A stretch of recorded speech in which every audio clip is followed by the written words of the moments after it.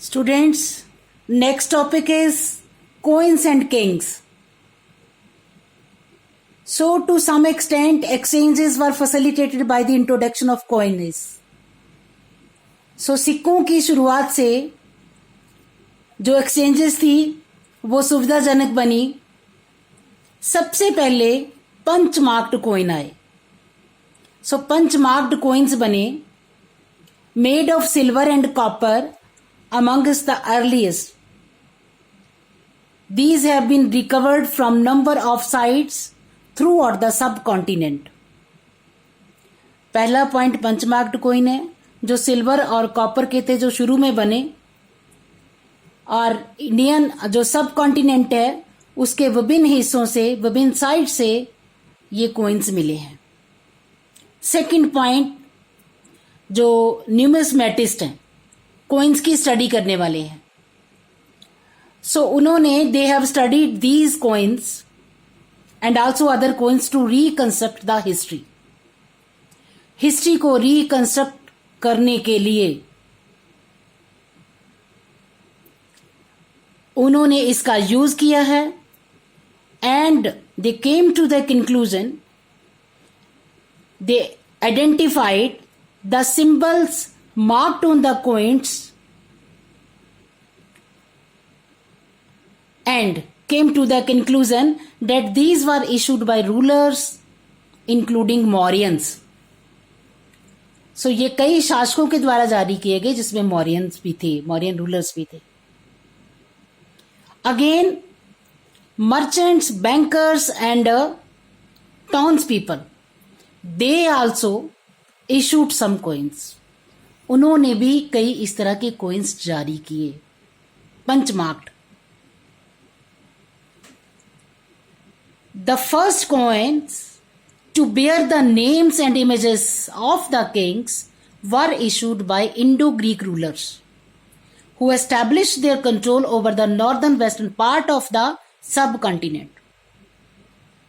सो जो सबसे पहले राजा के नाम और इमेज के साथ कॉइन्स जारी हुए, उनको हिंद यमन राजाओं ने जारी किया, जिन्होंने नॉर्दर्न वेस्टर्न पार्ट जो था उपमहाद्वीप का, उसको अपने अधीन कर रखा था, उसको कंट्रोल कर रखा था. The first gold coins were issued in first century CE by Kushana rulers. So first century common era के दौरान कुशाना रूलर्स के द्वारा पहली बार गोल्ड कॉइन्स जारी हुए. And these were virtually identical in weight with those issued by the contemporary Roman emperor and Parthian rulers of Iran, Central Asia and North India. तो सब जगह पर इस प्रकार के सिक्के जारी हुए. वेट और साइज में समानताएं थी.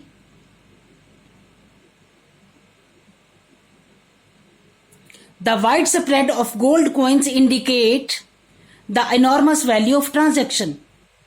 अब गोल्ड के कॉइन, जब कॉइन्स गोल्ड के हैं तो जिस चीज की ट्रांजैक्शन होती थी वो भी बहुत वैल्यूएबल होती थी.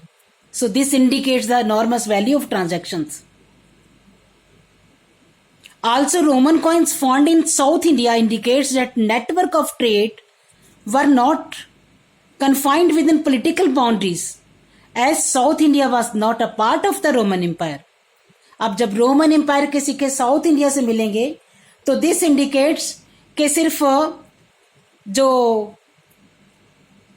ट्रेड का नेटवर्क था वो पॉलिटिकल बाउंड्रीज के दायरे में ही नहीं था, सुदूर उसके बियॉन्ड भी था.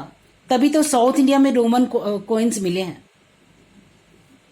तो उनके साथ, साउथ इंडिया के साथ रोम का व्यापार था. Now, copper coins were also issued by tribal republics such as Yodhyas of Punjab and Haryana.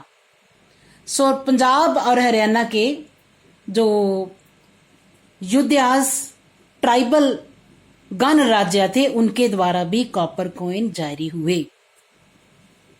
And the most spectacular gold coins जो थे खास करके गुप्ता रूलर्स के द्वारा जारी हुए, और the earliest issues are remarkable for their purity. और जो आरंभिक सिक्के उन्होंने जारी किए वो अपनी जो सोने की, गोल्ड की प्योरिटी थी उसके लिए जाने जाते थे। And these facilitated long distance transactions, और इसकी वजह से लॉन्ग डिस्टेंस ट्रांजैक्शंस हुआ करती थी। ये इस बात को बताते हैं। सो ये सिक्कों के बारे में है। Thank you very much.